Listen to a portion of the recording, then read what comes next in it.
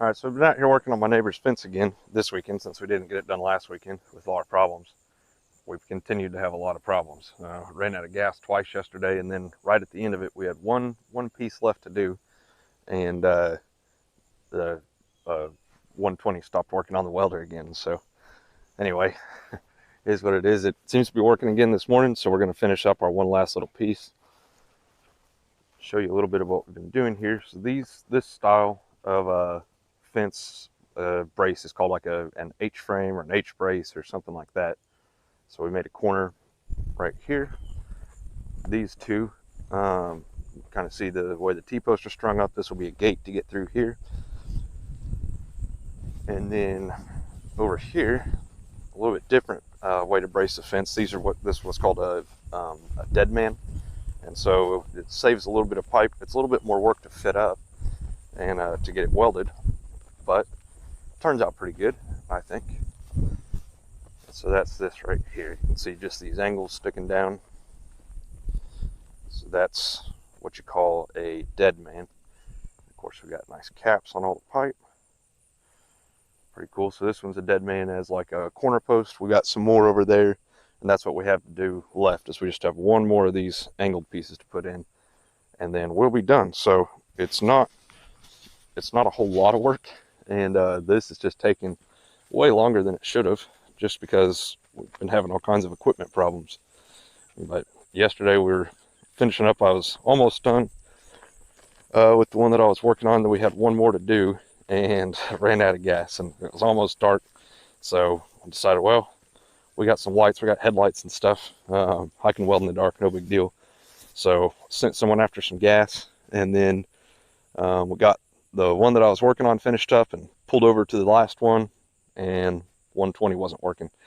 And for doing these, the dead mans like that, I got to have a 120. So I rough them out with a torch, and then I adjust them to fit better with a grinder. Well, my grinder don't work, then I can't get them fit up. So, all right. Anyway, tested the welder this morning. It seems to be working. So I don't know. We're gonna go get set up, and neighbor will be over shortly to help me get this last one finished, and then we can finally both move on from this and go do something else.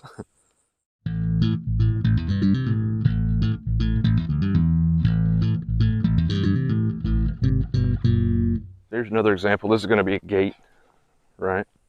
So that'll be that one side of the gate there with the dead man on it. And then this, we used an H and a dead man on either side of it. So the H is here to support the gate. It'll pivot off of this this bigger pipe right there. And then the dead man, just the idea is that, whenever you pull 5-strand barbed wire or 6-strand, whatever they end up doing, whenever you pull that against this post, it's actually got a lot of tension on it. And so you just need something to help keep this post from wanting to fall over.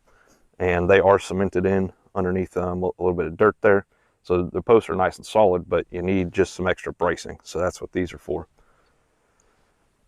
So anyway, one little trick on these, because if this pipe were to get full of water, it's all going to go down to the bottom. So whenever I'm welding this, I don't know if you can tell, but I leave just a little bit of it right there in the middle, right there, unwelded, and that serves as a weep hole. It's too small for wasp or anything like that to get up in there. And I did that on all these dead man braces. It's just a little bitty piece of the very bottom side of it where it's hard to get to and weld anyway, but I leave those intentionally unwelded in order to act as a weep hole. So just a little tip. And if you were worried about it, you could actually do the same thing on these and just leave a little bitty spot on the bottom. I didn't do that on these, but you could. So, all right. I don't know if you can see, but that dead man right there is the one that we were finishing up last night. We finished up in the dark, and then we got one more down the way, so I'm gonna go get set up, and we'll get going here shortly. All right, so we're back on this. I got this off yesterday, but there's an O-ring that was bad that I had to replace, so I've got it with me today. This was very, very difficult to get apart, because much easier today. It was tricky because there's this little guard that goes in there, and so you have to reach around behind this to get to this bolt here and this one here. You see that, those two bolt holes? That's what's actually holding the power steering pump on. It's located in between the like the fan, the radiator, and then the engine block. So, you know, your only access to it is kind of through here and over the top through here. So, I mean, you got to get pretty intimate with the machine to get in there. Anyway, we got it. Here's the actual pump. You can see this is gear driven off of directly off of the engine. So that's kind of interesting. The new pump does not come with any of these fittings. So we're going to pull them off of the old one here. Nope, drop them on the ground. There's that one. Mosquitoes are getting me. And that one should already be on the other pump. Here is the old filter. As you can see, it looks terrible. It's starting to fall apart. The inside, it's hard to tell probably, but the inside of the filter looks just as bad as the outside. So I'm guessing that this is probably why the pump went bad, because this filter was never changed. The reason the filter was never changed is because it's extremely hard to get off. So you don't have to take the whole pump off, but you do have to get this off, this canister on the end. And I really mangled this thing getting it off of there. I mean, it's completely destroyed. I would not have been able to put this, the cap would have not gone back on. And I had to cut the O-ring in the process. Huge pain to get off. So I'm going to guess that's why the filter never got changed. So, all right, we're there now. Inside there is this O-ring. So see how flat that is? I don't know how easy it is to tell. Here's the new one for comparison. Mosquitoes, get out of my ears. So anyway, new one, old one, this one, no good. This one going back on. So I'm gonna stick this on there and I'll see if I can thread the new pump in kind of just like it is, and hopefully reassembly goes together better than disassembly. I don't think I'm going to be reinstalling this. I don't think I need it, and it just makes this so much harder. So I think I'm just going to leave that off. All right, let's go ahead and get that new pump put on. So I didn't even think about this, and luckily the new pump comes with a new O-ring, but that right there, focus, right there is supposed to be an O-ring. So it's just kind of coming off in pieces here. That's no good. So luckily the new pump comes with an O-ring. So we'll get this replaced. There it goes. Get off of there. So make sure, if you guys are doing this, that you get that old O-ring off. Now this is it's a similar connection to the way the hydraulic lines worked on the case backhoe. You guys remember that? So yeah, so this is like, it's a jam nut with a washer on the O-ring. So I'll be able to thread this in there and then index this wherever I want and then tighten this nut down. And then that is what will actually squish up the O-ring and make that connection. So kind of a cool system. I've not actually seen this before. Apparently it's pretty common. So Ford was using it back in the 70s. Case was using it back in the 60s. So all right, we'll get this transferred over. We'll get the new O-ring on there and stab that pump in there. So let's see here. Oh, first things first. New O-ring. This goes right up in here. I think this is the best way to do it. Let me see, I better put it on the pump. Yeah, this would be better. Put it on the pump. Okay, this goes something like that. Gotta get them bed houses up. And then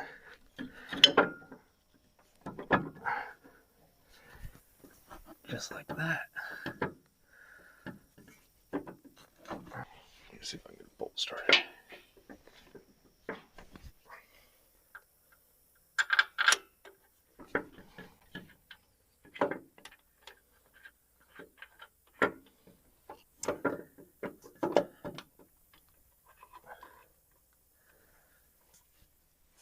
Feels like it's hitting something.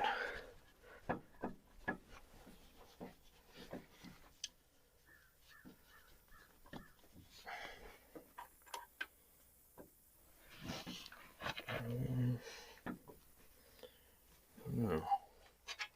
It's got one bolt started. Find this other hole. It's kind of blind up in here. I can feel it. I can't see it. Right there.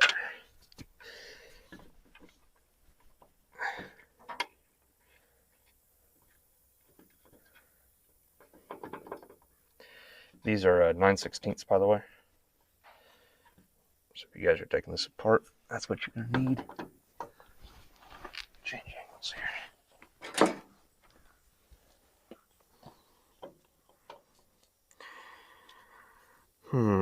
Yeah, so the new one is hitting on a bracket up here. Doesn't feel like it wants to go in. It's really hard to see.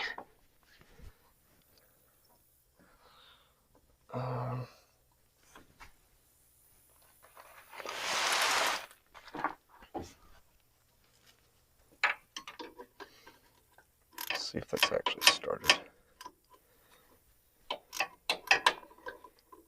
Come on. Ouch.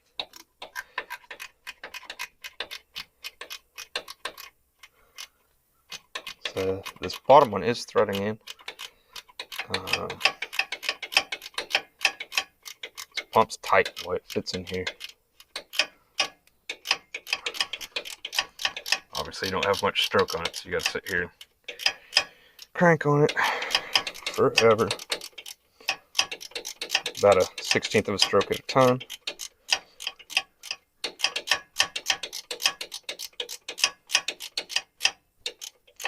I'll get this kind of not even snug, but just I can see the bolt in there. I'll get it to where it's touching.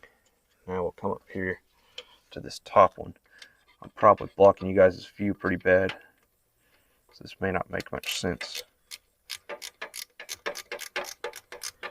There's no good way for me to show you guys this though. Yeah, okay. Yeah, okay, let's start. Turn it that way. So this is just, I was just adjusting this, it's so tight, this to get it out of my way. I don't think that's what it's hitting on though. I think it's hitting up above it up here. There's a bracket that it's hitting on.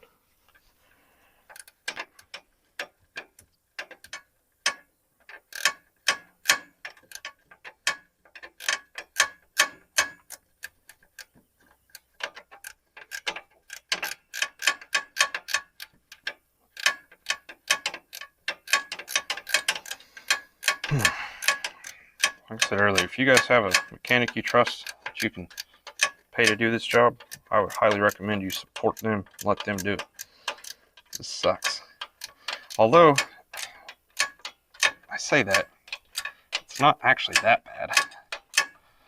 It's 2 bolts. That's all it takes. It's just tight. It's not much fun.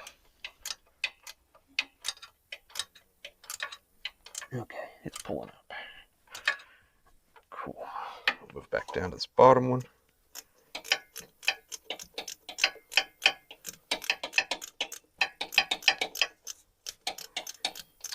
And I guess for the record, you don't have to take the reservoir off, but what I did is I took this the drag link off. So it's down here, it's out of my way. That's what ended up giving me access to be able to get in there. Because it normally rides right across here. I've got it down out of the way.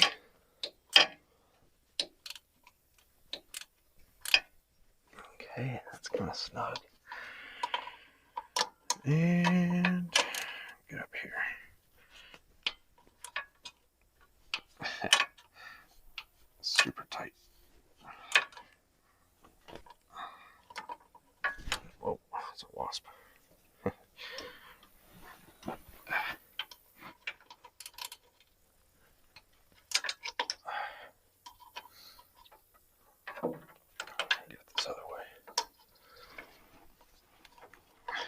Get out of here.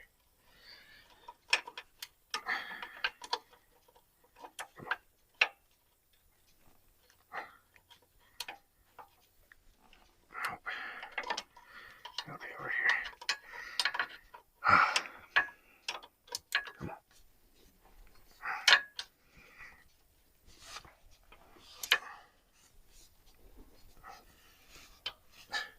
Wasp, if you sting me, I'll be really mad. Get out of here. Okay. That looks like it's good.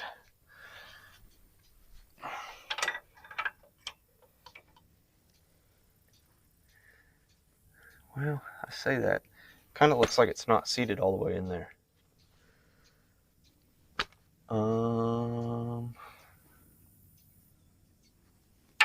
Loosen this one back up.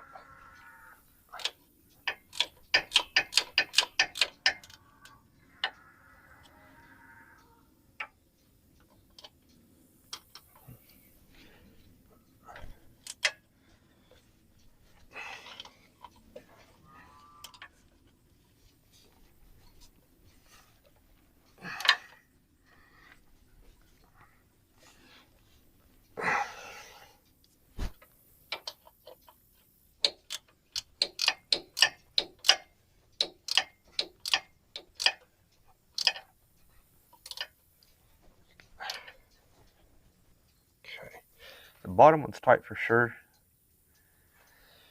Man, the top one kind of feels like it's not all the way there. So, we'll keep messing with this. I'll bring you guys back whenever we go to put the lines back on. Alright, so let's get these lines put back on. These are, it's a 3/4.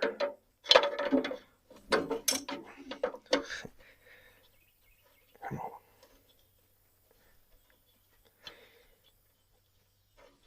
Okay, there we go. That one started. So this one just had a, it's permanently attached to the pump, this fitting. You don't have to transfer it off the old one. And it's just got a, I lost it, a little cap over it whenever it ships. The other one, this one, ships with this that has the new O-ring on it.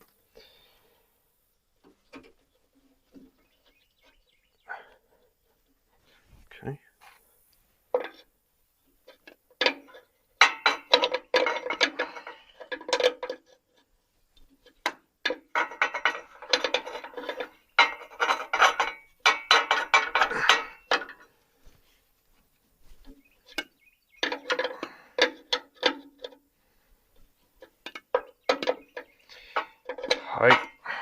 Tight here.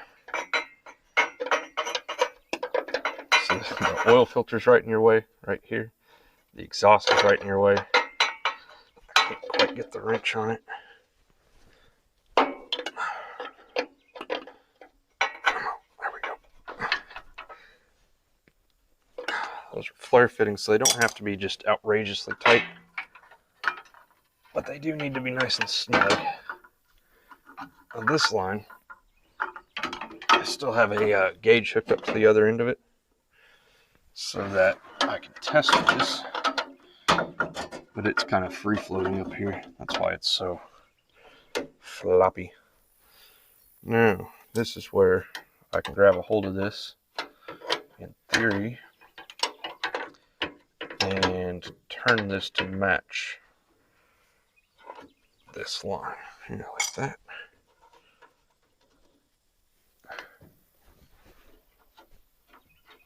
There we go.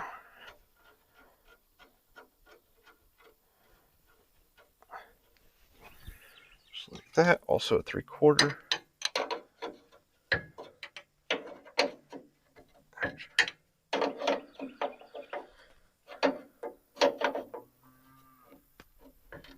Okay. One more. And now, let's see if I can. I've already kind of snugged this up. This jam nut type thing that's tightening the O-ring. It's really, really hard to get to.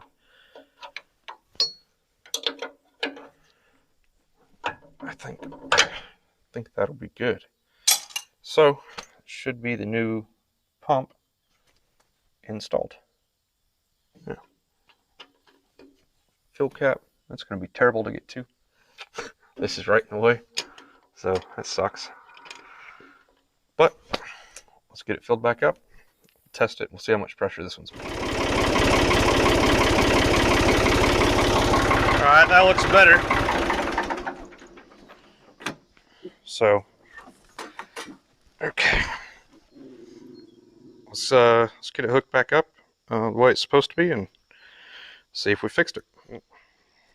Got some oil and oil, is it still in there? Alright guys, just drove it around for a little bit. Ford tractor has power steering. Ha!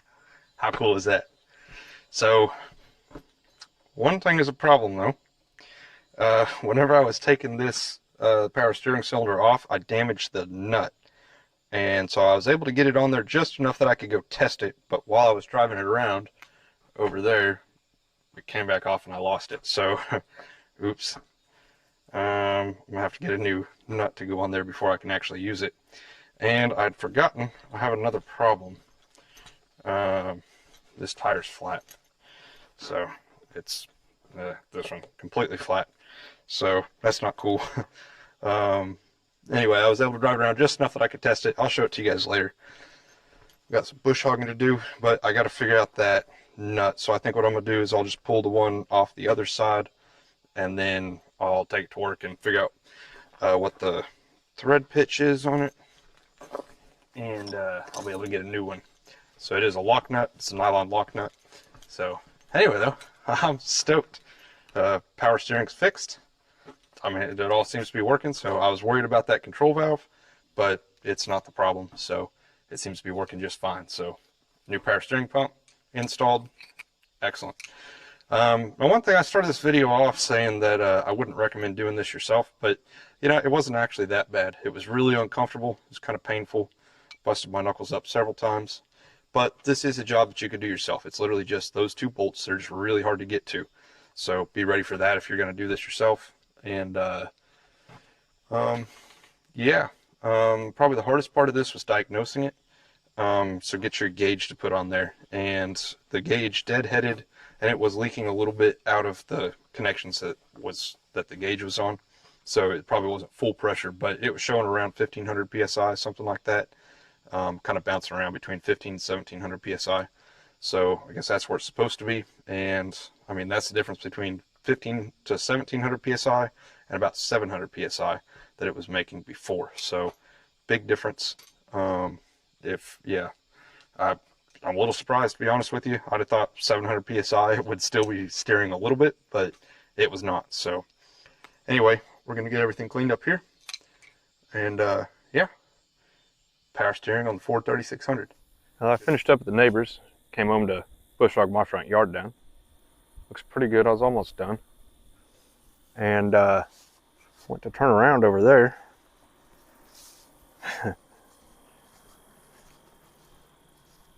Got a problem. The spindle's sheared in half. Huh. It's unexpected. This tire was low anyway, so I guess I needed to take it off of there anyhow and get it to the tire shop, but I'd rather just use the lug nuts. I can't believe it. It's like an 1.1/8 shaft, something like that. Maybe a little more. Just sheared it. Just cleaned right in half. Torsional failure. Textbook kind of brittle torsional failure. I don't know, actually. I mean, it's a surprisingly clean line, actually, for a torsional failure. It's kind of weird. Usually it would have like a spiral breakage pattern to it. I mean, I know that's what happened. So, I'm gonna have to get another spindle ordered. That sucks. I'll call them. Maybe I can get them to replace it. This is the first project I've actually done since I replaced those spindles and rebuilt the front end of the tractor here. So, yeah. All right, moving on.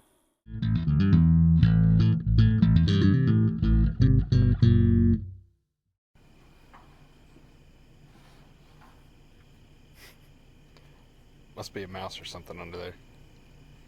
She's super excited about it.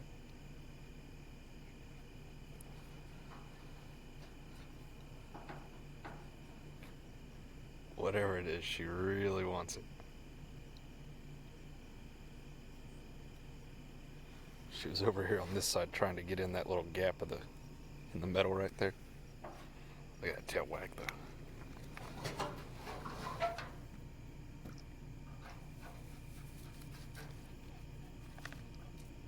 I don't know if you can tell, she's got a hole dug right over there, trying to get in there. Cracks me up. The dog loves hunting stuff. Over at the neighbor's house the other day, they got a little pile of sheet metal as well. She just couldn't stay out of it trying to find them rabbits. Pretty fun.